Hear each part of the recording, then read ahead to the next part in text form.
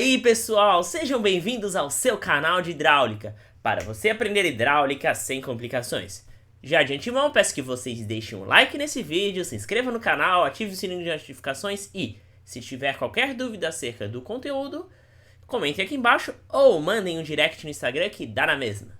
Então, sem enrolar mais, vamos para o vídeo de hoje, agora mesmo! Como vocês podem observar, nós vamos iniciar um novo capítulo na área de hidráulica, que corresponde a orifícios e bocais.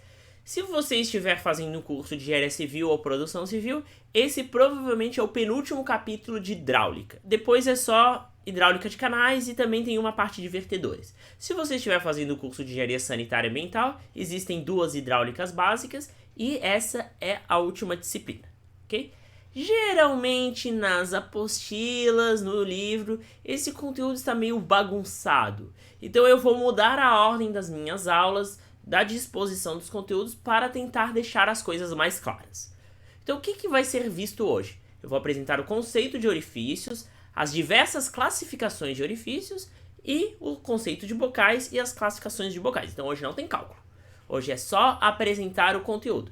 E daí nas próximas aulas eu vou me beneficiar dessas classificações que eu já mostrei aqui para dar certas características do escoamento nos orifícios e bocais segundo cada classificação. Claro, não é exatamente assim, mas só para vocês terem uma noção, tudo bem? Então, na aula de hoje é conceito e classificação dos orifícios, beleza? Então, vamos começar. Primeiramente, vamos conceituar orifícios. Orifícios são aberturas de perímetros fechados com uma forma geométrica definida por onde sai a água de um reservatório, de um canal ou de um conduto fechado para uma superfície livre ou para uma outra região com o mesmo líquido. Professor, o que tu está falando? Então, por exemplo, nós temos um reservatório. Nesse reservatório tem uma abertura, um buraco com uma certa forma geométrica e se você botar um buraco no reservatório, o que vai acontecer? Vai sair água. É basicamente isso. E vendo-se de lado, a gente tem o reservatório, aqui está o buraco e a água sai. Tudo certo? Os elementos de um orifício. Quais são os elementos principais que a gente tem que observar num orifício? Tá bom? Então tá, considerando que a abertura esteja na parede lateral de um reservatório, tá certo? Esse orifício tem uma coisa chamada abertura vertical, que é a altura desse orifício, tá bom? Esse orifício está em uma parede, e essa parede tem uma determinada espessura. Essa espessura é significativa para alguns elementos, tá bom? E existe outro elemento que é a carga média hidráulica sobre o orifício, que a gente chama de Hzão. Não confundir com a altura manométrica, tá bom? Então a carga sobre o orifício a gente chama de Hzão. E ela situa-se do nível d'água até metade da abertura vertical. Por que é carga média? Porque se vocês observarem bem, se o orifício estiver posto na parede, a parte de cima está sujeita a uma carga hidráulica e a parte de baixo também. Caso o orifício seja pequeno, essa diferença não é significativa, mas caso seja grande, ela é. Portanto, a gente utiliza a carga média sobre o orifício, que vai do nível d'água até metade da parede.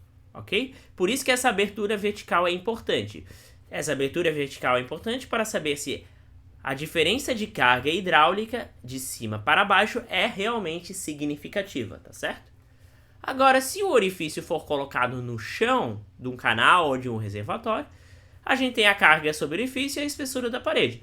Mas, como a espessura da parede geralmente é minúscula, ela não é tão relevante assim, basicamente a carga sobre o orifício é constante, ela não varia, tudo bem? Então não tem abertura vertical, porque a carga aqui é igual a carga aqui, que é igual a carga aqui, que é igual a carga aqui, entre outros motivos, tá certo? Agora vamos começar a ver o formato. Os orifícios eles podem ser circulares ou retangulares. Naturalmente, circulares é um círculo, ok? E se o orifício circular estiver numa parede lateral, o diâmetro é igual à abertura vertical. Se estiver no chão, não tem abertura vertical, então não importa. Se o orifício for retangular, ele tem duas dimensões, uma altura e uma largura, se estiver na parede lateral, e a altura é a abertura vertical. Tá, professor? Isso é meio óbvio. Sim, mas é só para vocês não confundirem, tá legal? Se o orifício retangular estiver no chão, não tem abertura vertical. E A e B têm a mesma significância com relação à energia sobre o orifício. Tá certo? Agora, vamos começar a classificar os orifícios de diversas maneiras. Classificação quanto à espessura. Então a gente vai verificar o quê? A relação entre a espessura e as dimensões do orifício. Como assim, professor? Então, o orifício é dividido entre orifício de parede espessa, ou seja, de parede grossa, e orifício de parede delgada, de parede fina. O orifício de parede espessa tem uma relação E sobre X maior que 1,5 e parede delgada E sobre X menor que 1,5. Tá, professor, o que é esse X? Tu não tinha me explicado. Então, o X é a menor dimensão do orifício, que no caso dos retangulares, nesse caso seria o Azinho, mas não quer dizer que seja a vertical, só estou dando um exemplo. Nos circulares é o diâmetro. Então o que acontece? Se a espessura da parede for muito maior do que a menor dimensão do orifício, ou vamos pensar no circular o diâmetro, essa parede é relativamente grossa, então ela altera certas propriedades dos orifícios. Caso a relação entre espessura e o menor diâmetro do orifício for pequeno, ou seja, menor que 1,5, a espessura da parede é fina. Então ela não tem tanta significância no escoamento, diferentemente da parede grossa, que ela altera as propriedades do escoamento. Então é por isso que é importante estudar orifícios de parede espessa e orifícios de parede delgada. Tudo certo? Mas a gente vai ver melhor as consequências mais tarde. Aqui estou apresentando a classificação. Classificação quanto à dimensão. Existem orifícios pequenos e orifícios grandes. Só que esse pequeno e grande é relativo. Relativo ao que, professor? A carga hidráulica. Ok? Por quê? Vamos ver. No orifício pequeno, a relação entre a carga hidráulica e a abertura vertical é maior do que 3.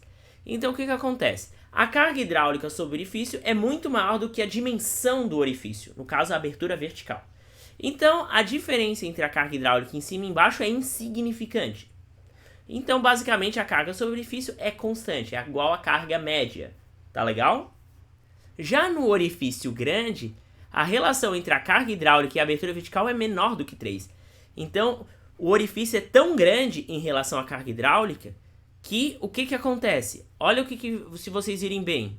Ele tem uma carga superior e uma carga inferior e elas são muito distintas entre si. Então eu não posso simplesmente aproximar a carga hidráulica como carga média. Eu preciso fazer outros cálculos para que eu consiga estimar as propriedades do meu fluido com maior exatidão. Tá certo? Mas vamos estudar isso melhor mais tarde. Eu sei que vocês estão pensando, é só mais tarde sim. É que eu só estou apresentando a classificação.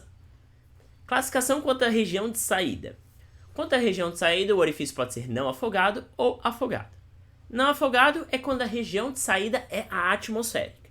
Então eu tenho um reservatório e ele despeja água na atmosférica.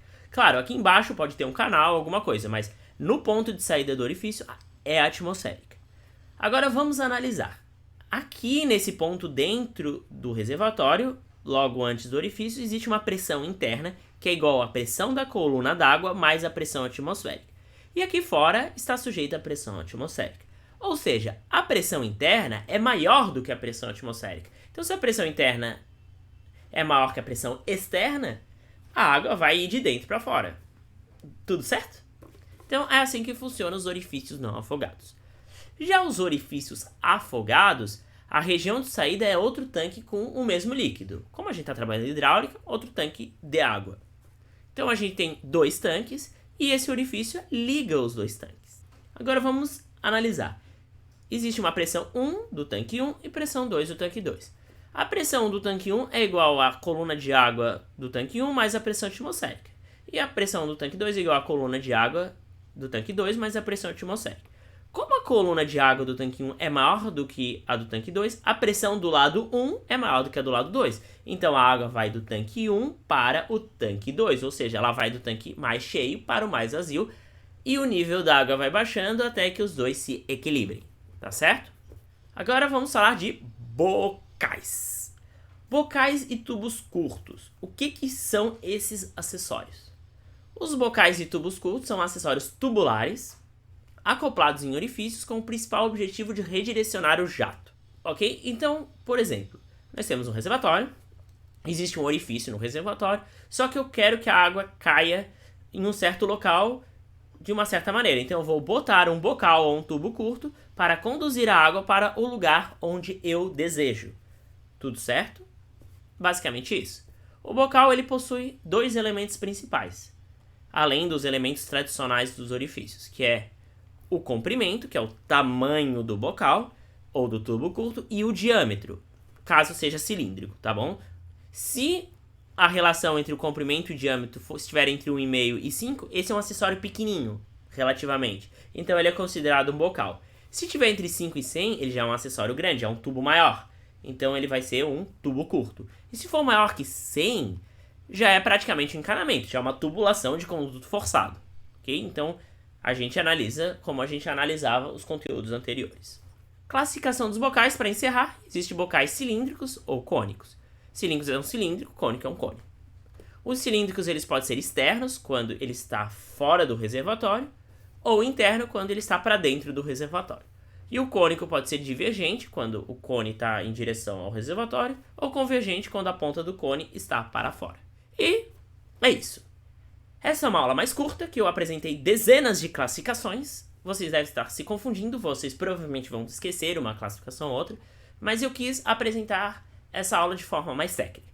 A partir da próxima aula, a gente vai começar a avaliar as propriedades do escoamento. Então, vamos começar com os coeficientes dos orifícios. Depois vamos verificar os efeitos de, por exemplo, orifícios grandes, orifícios afogados, dentre outras coisas. Tá legal? Então tá. Se você gostou desse vídeo, não se esquece de deixar o like, compartilhe o vídeo com seus amigos, comente as dúvidas e até a próxima!